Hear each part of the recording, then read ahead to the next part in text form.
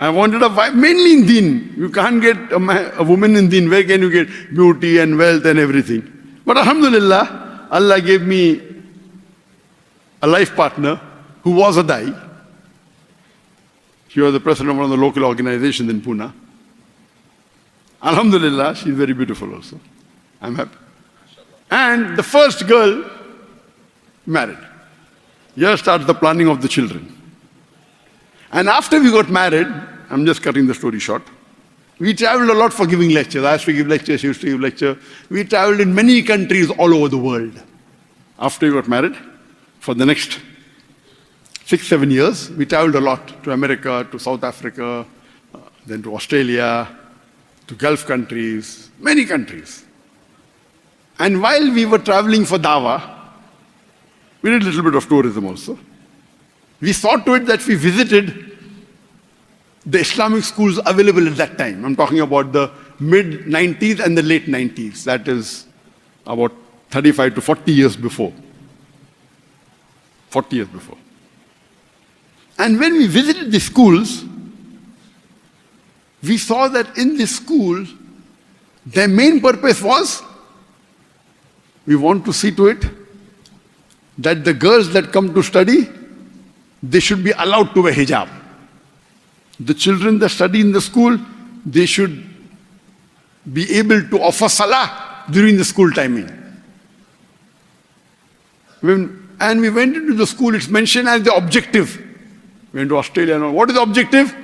An environment in which there is no alcohol. An environment which is drug-free. And I traveled across to various schools. And I thought, if this is the main purpose, what they're calling Islamic school, that can wear hijab, they can pray, no alcohol, no drug. In India, where I come from, this is common. Every Muslim managed school, a Muslim is allowed to pray. The girl is allowed to wear hijab. Of course, there is no alcohol. Of course, there is no drug.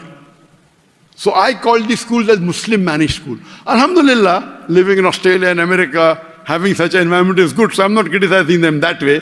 But this is not what I wanted in Islamic school. Good what they're having. Alhamdulillah, may Allah reward them. At least they're giving this sort of atmosphere in a non-Muslim environment. Good. But in India, it's common.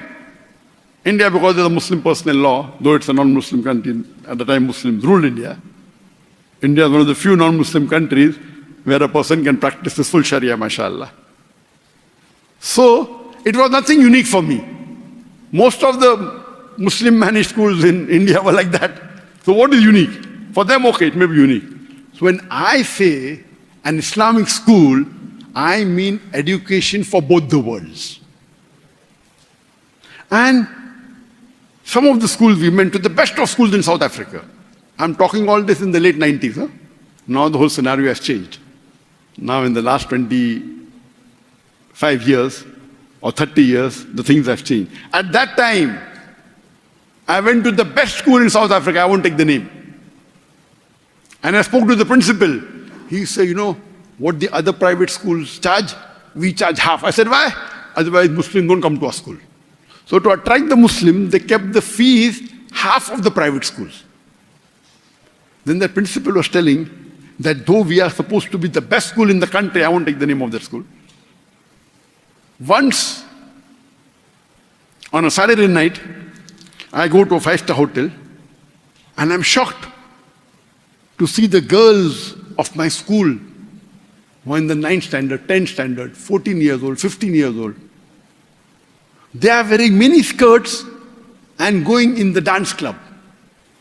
Imagine studying in Islamic school, 14-year-old girl, 15-year-old girl, in the 9th, in the 8th standard, wearing mini skirts and going in a dance club. When the school starts after a couple of days, on Monday, the principal calls the parent and tells, I saw your daughter. So the parent says, so what's the problem? So what is the problem if you saw?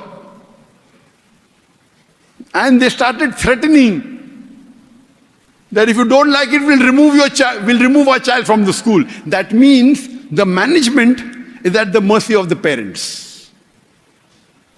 The situation is so bad that the management is at the mercy of the parents. And this was the situation of the best Islamic schools at that time.